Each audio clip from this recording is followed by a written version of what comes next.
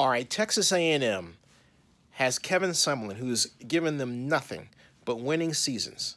Winning seasons. He posts a 7-5 record this year. Many say, okay, he's done great for us, but we think we can go higher. We think we can bring in a coach that can get us a better record, right? We think we can bring in a coach that can give us a national championship, right? Okay, so why go after Jimbo Fisher, who posts what is right now a 5-6 and could be a 5-7 record? You tell me.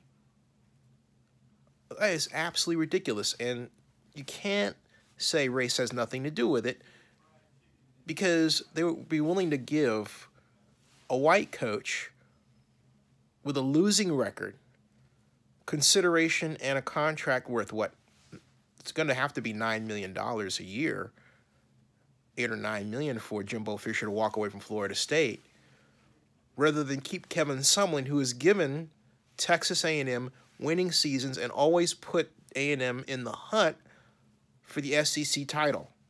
So you're going to replace one guy who beat Alabama, Kevin Sumlin, who's had a number of great wins and produced a number of fantastic players, for a person who, while he has a storied history at Florida State, no question about it, did not turn in a winning record this year. Whereas Kevin Sumlin has not had a year like that. There's only one way to call it, and that's absolutely nuts. Before the season began, the word was, well, Kevin Sumlin's on the hot seat. Okay, why? He's produced a winning record. You're going to put the man on a hot seat and then fire him only to replace him with a coach with a losing record. I can guarantee you Texas A&M would not have picked a black coach to replace Kevin Sumlin, who had a losing record.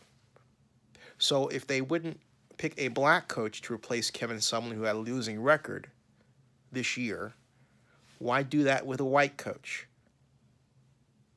That is pure and simple racism, or more to the accurate point, institutional racism. In other words, we're willing to accept incompetence currently. And I'm not saying Jimbo is incompetent, but my point is he's posted a losing record. And as Herm Edwards always reminds us, you are what your record says you are. And right now, Jimbo Fisher's record this year at Florida State says he's a losing coach. That's what it says. There's no getting around it. By contrast, Kevin Sumlin's record at Texas A&M says he's a winning coach. There's no way to get around it. Maybe he didn't bring you the championship you wanted, but he brought you winning season after winning season after winning season after winning season. That's a great start.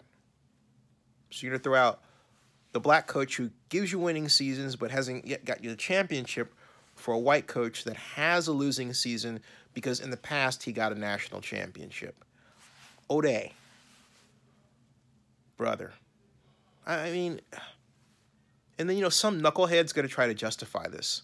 It's as right as rain. Oh, the system's okay. It's not racist. And by the way, anybody who says that this is a race card issue is completely out to lunch. Race is not a card to play. Race really isn't a scientific construct. It's just the way that we group each other ridiculously by what our skin colors are. And then we make up histories to justify it. Brother. I mean, the reality is, if I may digress, no one is a pure anything. And if you think you are, you're in for a rude awakening. But that's another story. Back to the point. A winning coach should always be replaced by a winning coach. Kevin Sumlin has a winning record at A&M, including this year. While Jimbo Fisher has a winning record at Florida State, he has a record this year that is completely terrible. And there are times when it looked like he didn't really have control over his locker room. So, what are you doing? I have nothing against Jimbo Fisher. I'm talking about what this is and what it is, and that's it. Crazy. Why not, if you're going to make a change at A&M, why not give a proven offensive coordinator who's at a great program at USC a chance to bring Texas A&M to new heights? T. Martin, the offensive coordinator for A&M. I mean, this is how silly things are. T. Martin is a Tennessee alum, right? And yet Tennessee hasn't talked to him about the job, and they futzed around with their coaching situation. First, they were going to bring in Greg Schiano, all ready to set up the press conference, and then turn around and cancel the press conference quite literally at the last minute. And you got T. Martin sitting there, who's a Tennessee alum and doing very well with USC.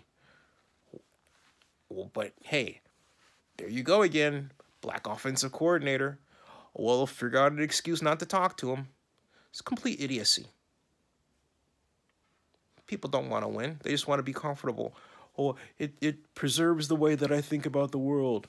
Well, maybe you ought to try changing the way you think about the world. Completely ridiculous.